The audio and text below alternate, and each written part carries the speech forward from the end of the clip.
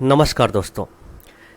आज हम चर्चा करेंगे श्री नारायण पंडित के द्वारा लिखित एक पुस्तक का, जिसका नाम है हितोपदेश, यानी हित का उपदेश जो हमारे भले के लिए कार्य करता है। ऐसे पुस्तक को हितोपदेश कहते हैं और हितोपदेश की रचना पंडित नारायण पंडित जी ने की थी।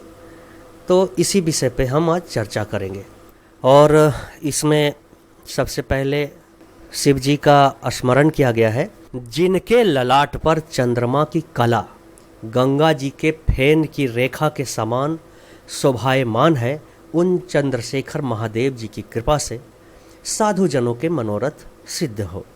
यह हितोपदेश नामक ग्रंथ सुना हुआ संस्कृत के बोलने चालने में चतुरता को, सब विषयों में वाक्यों की विचित्रता को और नीति विद्या को देता है।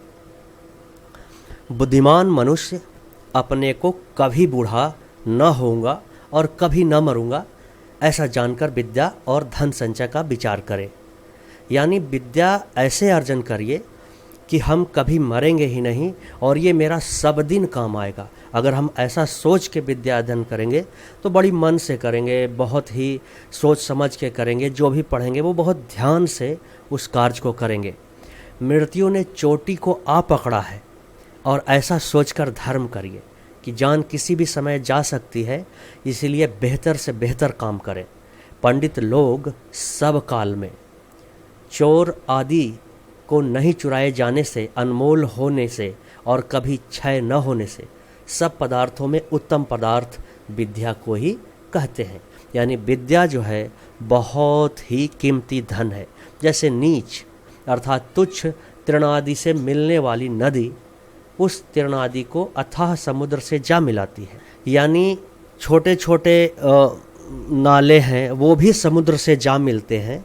उसी प्रकार विद्या भी नीच पुरुष को बस में अगर हो जाए तो राजा से जा मिलती है और फिर सौभाग्य का उदय कराती है। यानी विद्या अगर आपके पास आ गया तो आप सौभाग्यशाली बनेंगे। एक श्लोक आपने सुना है ना, वो हितोपदेश का ही श्लोक है कि विद्या ददाति विनयम, विनयाम ददाति पात्रताम और पात्रत्वात् धनापनोति, धनाद धर्मम ततः सुखम। विद्या मनुष्य को नम्रता देती है और नम्रता से योग्यता, योग्यता से धन और धन से धर्म और फिर धर्म से सुख पाता है।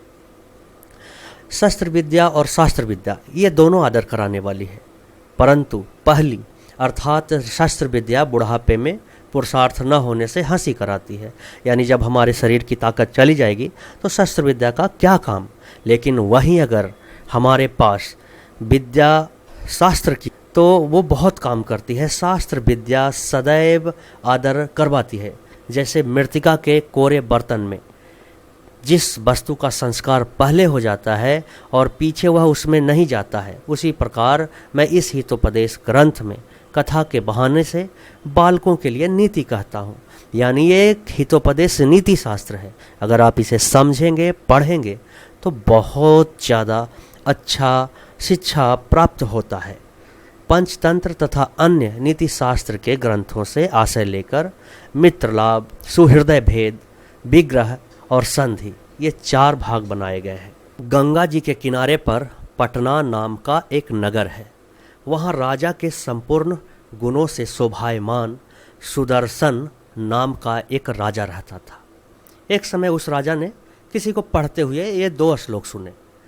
अनेक संदेहों को दूर करने वाला और छिपे हुए अर्थ को दिखाने वाला शास्त्र सबका नेत्र है।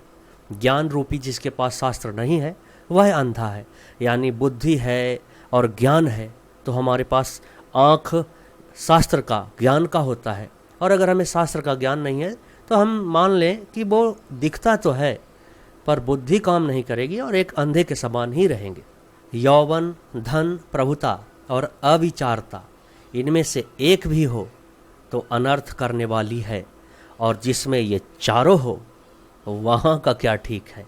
यानी जिसके पास यौवन है, यौवन में बहुत ताकत होती है, कुछ भी करने का मन करता है, बहुत चंचलता होती है।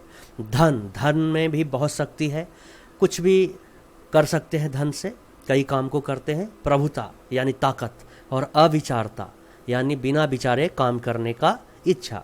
इनमें से एक भी हो तो अनर्थ करने में सक्षम है, और जिसके पास ये चारों मिल जाए वहाँ का क्या होगा ईश्वर ही जाने।